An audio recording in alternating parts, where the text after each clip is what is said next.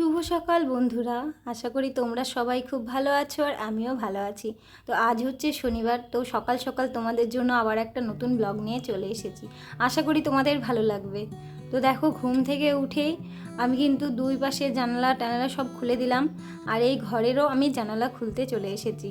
তো জানালা খোলার আগেই দেখো বাইরেটা কতটা সুন্দর লাগছে, কিন্তু খোলার পরে অতটা সুন্দর লাগবে না, কারণ বাইরে খুব রোদ উঠেছে। তো চলো, জানালাটা খুলে দিলাম, খুলে টুলে দিয়েই না পর্দা টর্দাগুলো সব সরিয়ে দেব। তারপরে না আমার বিভিন্ন কাজ আছে, কারণ আমি ঘুম থেকে উঠে এখনো কাজ শুরু করিনি, সেগুলো শুরু করতে হবে। আর এদিকে দেখো জানালাটা খুলে দিয়েছি। তো তারপরে এই যে এদিকের বিছানা তো গোছানোই থাকে, কারণ কেউ ঘুমায় না, একটু টেনে দিই, কারণ ওকে পড়াতে টড়াতে আসে, যার জন্য সকাল হলে একটু বিছানাটা একটু টান টান করে রেখে দিই। তো ছেলে বারবার যেহেতু ঘরে থাকে, সেই জন্য কিন্তু গুছিয়েও অতটা গোছানো থাকে না। তো আমি চৌকির তলা সব কিছু এদিকে ঘর বারান্দা সব ঝাড়টা দিয়ে নিচ্ছি, কারণ জিমিকে আমি ওই ঘরের মধ্যে আটকে রেখেছি, ওই ঘরে ওরা সবাই আছে, তো ওই ঘরেই ওদেরকে রেখে দিয়েছি, কারণ এই ঘরে যদি আসে ও আমাকে কোনো কাজ করতে দেবে না। ও আমার সাথেই উঠে গেছে, আর আমার ছেলে আর বর কিন্তু এখনও ঘুমোচ্ছে, ওরা এখনও ওঠেনি। তো আমি এদিকে ঘর বারান্দাগুলো সব ঝাড়টা দিয়ে নিলাম, আর বাইরেটাও ঝাড় দিয়ে নিলাম। দেখো বাইরে কত রোদ, প্রচুর রোদ উঠেছে, আর গরমও পড়ছে। জানি না, একটু বৃষ্টি হলে মনে হয় ভালো হতো। তো এইদিকে আমার ঝাড়টা দেওয়া হয়ে গেছে। আর ছেলের আজকে স্কুল আছে, মানে দুদিন ওর স্কুল ছুটি ছিল, আর তার আগে দুদিন ওর শরীর খারাপ ছিল, যার জন্য আমি কিন্তু ওকে স্কুলে পাঠাইনি। তো ভাবলাম আজকে তো শনিবার, আজকে তো হাফ স্কুল, তো ওকে পাঠানো যায়। তো সেই জন্য ওকে আমি স্কুলে পাঠাবো। ঠান্ডা লেগেছে, গলাটা বসে যাচ্ছে। তো চলো, এদিকে ঝাড়টার কমপ্লিট, এবার ছাদটা ঝাড় দিতে চলে এসেছি। আমি রোজ দিনই বললাম যে আমি রোজ দিনই কিন্তু ছাদটা ঝাড় দিই, তোমাদেরকে দেখানো হয় না। আমি যতটা পারি ততটুকুই ঝাড় দিয়ে এক জায়গায় গুছিয়ে রাখি, কারণ এই যে গুছিয়ে রাখছি, এগুলো যদি না গুছিয়ে রাখি, সামনে যদি রেখে দিই, তাহলে কিন্তু সমস্ত নোংরা পাতা সব গিয়ে ঘরে ঢুকে পড়বে।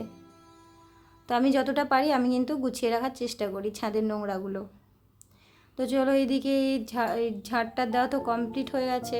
আর জল যেহেতু রোজ দিন সকালে বাসি ঘর বারান্দা রাখতে নেই, জল ছেটাতেই হয়, তো সেই জন্য আমি এইদিকে সমস্ত জল টল সব ছিটিয়ে নিলাম, সামনের জায়গাটা একটু ধুয়ে পরিষ্কার করে নিলাম।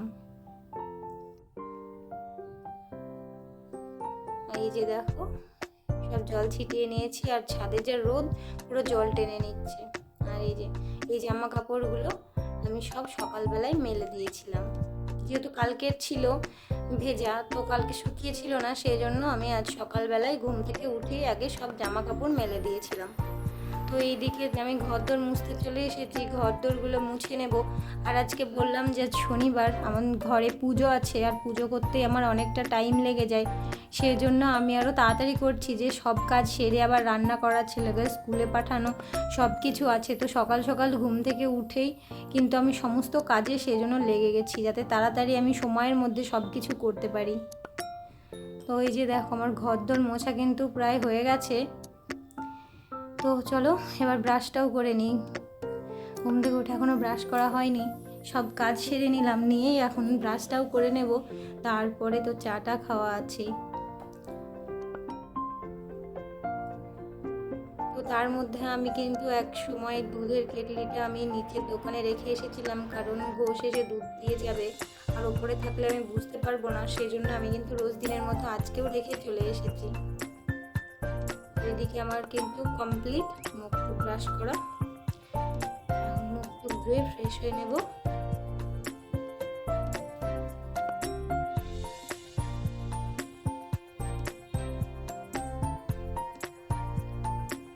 মুখটা মুছে নিলাম, কারণ গায়ে জল টল পড়ে, তো মুছে টুছে নিয়ে আমি চাটা করে নিয়েছি, আর তারপরে এই যে চা নিয়ে নিয়েছি।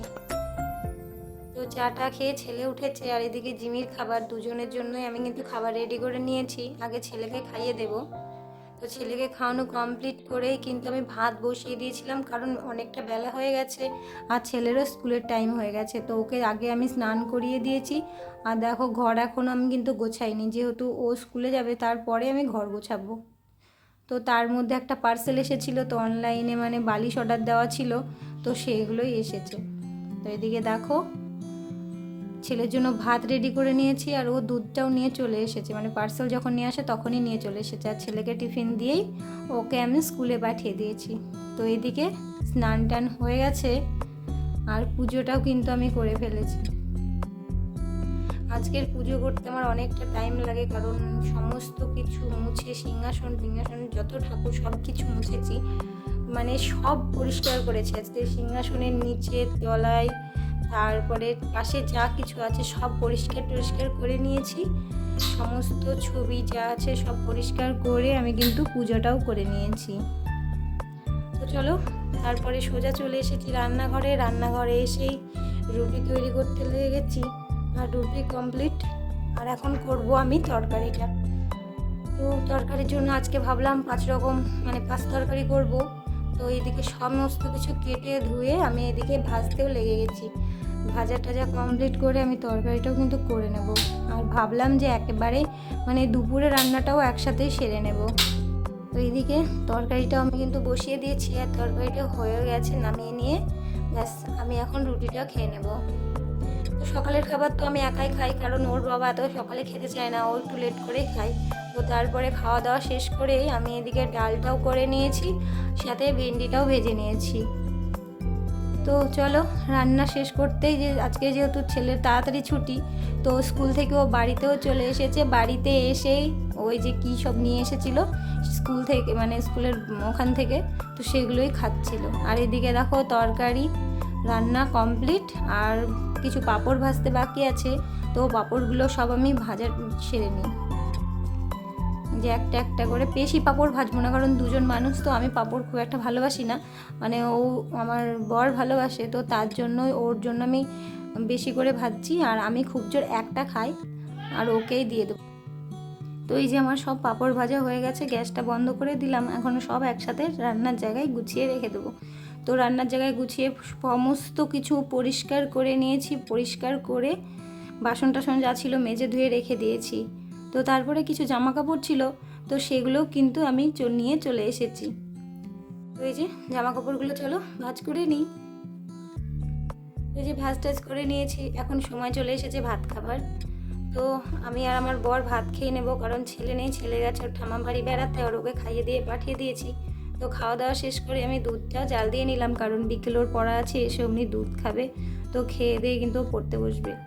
তো তাই দুধটাও জাল দিয়ে নিলাম।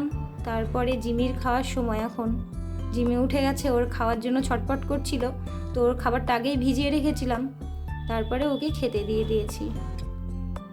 তো তারপরে এই যে বিকেলবেলা একটু হাঁটাচলা করছি ছাদে, কারণ ছাদে বিকেলবেলা ঘুরে বেড়াতে সত্যিই খুব ভালো লাগে। আমি রোজ দিনই ঘুরে বেড়াই, সকালে আর বিকেলে।